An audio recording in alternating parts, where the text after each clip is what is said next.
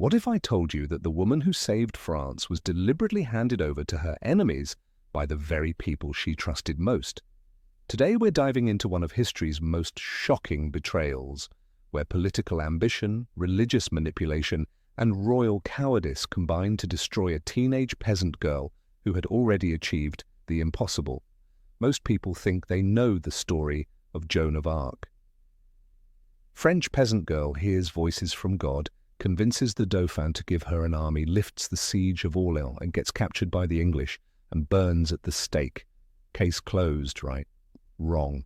What really happened is so much darker, so much more calculated, and involves betrayals at the highest levels of French society that historians have spent centuries trying to uncover the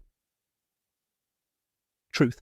I spent months digging through medieval court records, Inquisition documents, and scholarly research to piece together what really happened. And what I discovered will fundamentally change how you see not just Joan of Arc, but the entire political and religious power structure of medieval Europe. Let's start with the moment everything went wrong. May 23rd, 1430, outside the walls of Compiègne. Joan of Arc, now 19 years old and at the height of her military success, is leading a sortie against Burgundian forces besieging the city. But something strange happens during the retreat. The gates of Compiègne close just a little too early. Joan, fighting at the rear to protect her men, suddenly finds herself cut off from safety. Within minutes, she's pulled from her horse by Burgundian soldiers. The Maid of Orleans, who had seemed invincible for over a year, is now a prisoner. But here's where the story gets interesting. This wasn't just bad luck or poor timing. Evidence suggests this capture was orchestrated, planned, and executed by people Joan considered allies. Who were these traitors? Let's examine the suspects one by one, because this conspiracy reaches into the very heart of medieval power. First we have Guillaume de Flavy, the commander of Compiègne. He's the man who gave the order to close the gates, leaving Joan stranded outside. Officially, he claimed he was protecting the city from being overrun. But Guillaume had been having secret negotiations with the Burgundians for weeks before Joan's capture. Documents discovered centuries later reveal he had been promised significant territories and titles in exchange for cooperation. But Guillaume was just the instrument. The real orchestrator was someone much more powerful, someone Joan had trusted completely, Georges de la Trémoille, the chief advisor to the Dauphin. La Trémoille had initially supported Joan because she served his political purposes, but by 1430 Joan had become a problem. She was too independent, too popular with the common people, and most dangerously, she was pushing for an immediate march on Paris that would have disrupted La Trémoille's careful diplomatic negotiations with the Burgundians. La Trémoille had been secretly working toward a separate peace with Burgundy, one that would maintain his own power but potentially leave large parts of France under foreign control. Joan's vision of complete French liberation threatened everything he had built, so he made a choice that would haunt French history. He decided Joan had to go, but the betrayal goes even deeper than French court politics. The English, who desperately wanted Joan eliminated, had put a massive bounty on her head, 10,000 livres, an astronomical sum for the time. But they were smart about it. They didn't just want her killed on the battlefield where she could become a martyr. They wanted her destroyed, delegitimized, proven to be a heretic and a fraud. Enter the University of Paris and the French Inquisition. Here's where the story becomes truly sinister. The Inquisition wasn't some foreign institution imposed on France. These were French clerics, French theologians, French nobles who made the conscious decision to collaborate with the English occupiers to destroy their own countrywoman.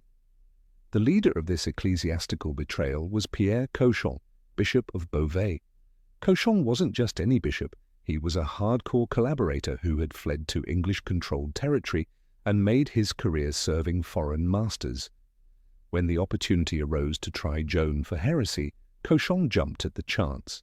Not because he genuinely believed she was a heretic, but because destroying Joan would secure his position with the English and eliminate a threat to the established order he served, but Cauchon couldn't act alone. He needed the backing of the University of Paris, the most prestigious theological institution in Europe. And here's where the betrayal becomes truly shameful. The university agreed. The same institution that should have been defending French interests instead chose to legitimize what was essentially a show trial designed by France's enemies. Why would French religious authorities collaborate in destroying Joan? The answer reveals the ugly truth about medieval power structures. Joan represented something terrifying to the established order, the idea that God might speak directly to ordinary people, bypassing the entire ecclesiastical hierarchy. If a peasant girl could receive divine revelation, what did that say about the necessity of bishops, abbots, and church bureaucrats? Moreover, Joan's success challenged fundamental assumptions about gender, class, and authority. She wore men's clothing, commanded nobles, and claimed direct access to divine will. Every aspect of her existence threatened the careful social order that kept medieval elites in power. The trial that followed Joan's capture was a masterpiece of legal manipulation and political theatre. The English paid for it, Cauchon orchestrated it, and the University of Paris provided academic cover for it. But the proceedings reveal just how desperate they were to destroy Joan's credibility.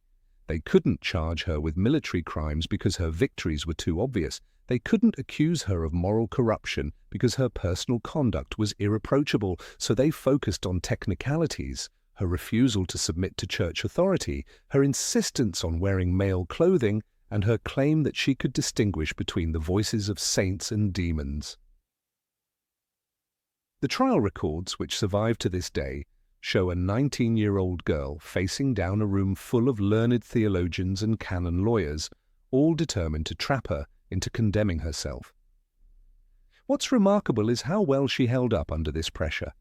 Time and again, Joan demonstrated a theological sophistication that amazed even her enemies.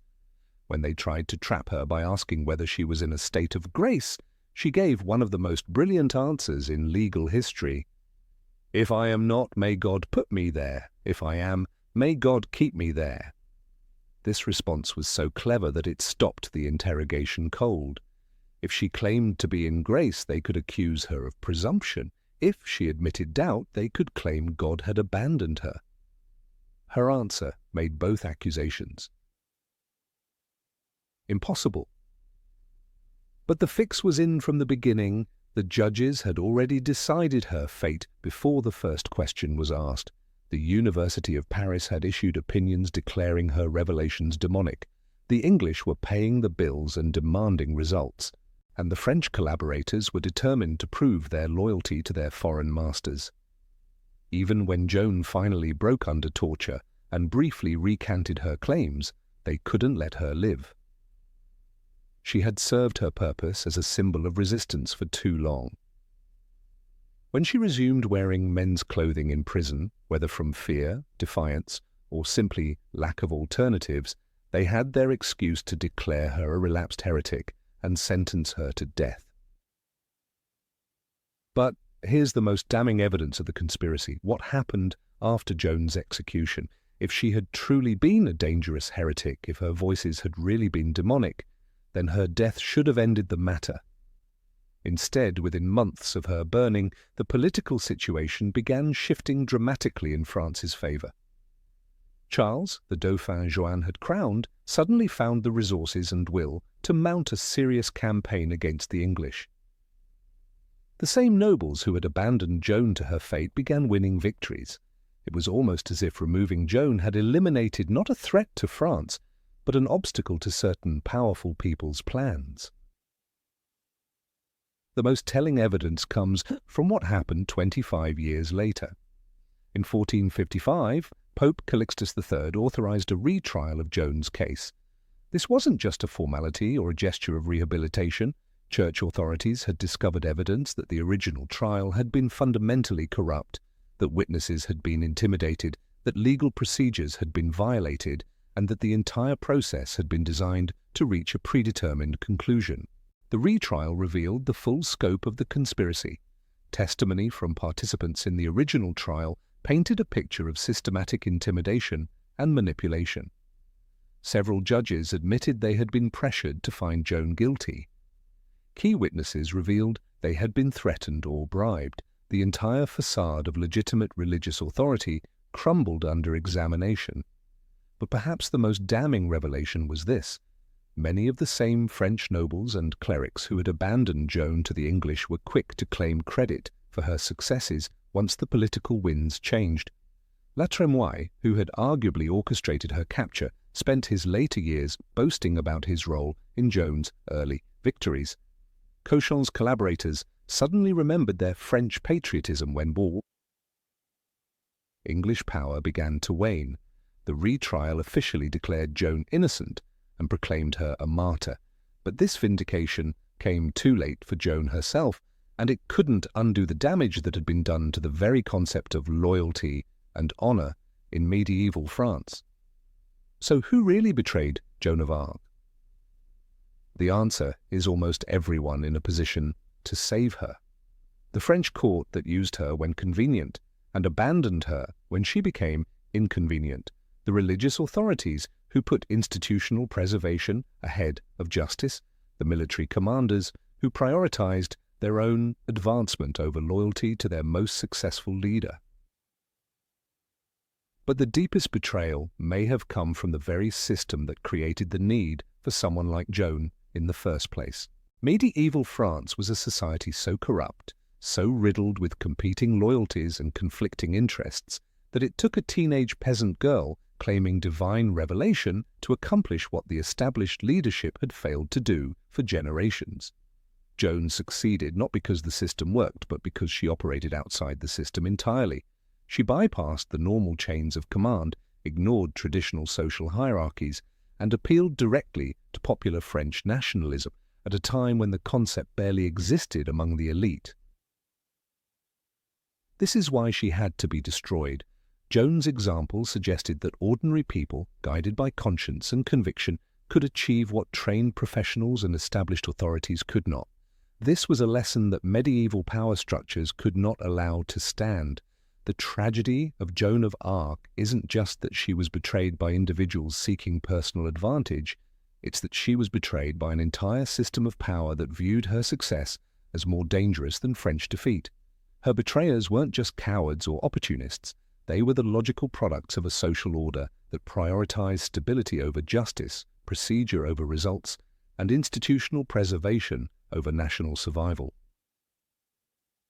Understanding Joan's betrayal helps explain not just medieval politics, but the dynamics of power in any era. Those who threaten established hierarchies by demonstrating alternative approaches to leadership and authority will always face resistance from those who benefit from existing arrangements, regardless of how corrupt or ineffective those arrangements might be. The secret case of the Inquisition against Joan of Arc reveals something profound about human nature and political power. It shows how easily justice can be perverted when institutional interests align against an individual, no matter how righteous their cause or remarkable their achievements. Joan of Arc was betrayed not by her enemies but by her allies, not by foreigners but by her fellow French citizens, not by the ignorant but by the educated and sophisticated. Her story serves as a permanent warning about the fragility of honor and loyalty when they conflict with power and self-interest. In the end, Joan's greatest victory may not have been lifting the siege of Orleans or crowning the Dauphin at Reims. It may have been forcing her betrayers to reveal their true nature, creating a historical record that exposes the moral bankruptcy of those who chose personal advancement over national survival and institutional preservation over individual justice. The girl who saved France was destroyed by the very France she had saved, but her destruction illuminated truths about power, loyalty, and courage that continue to resonate centuries later.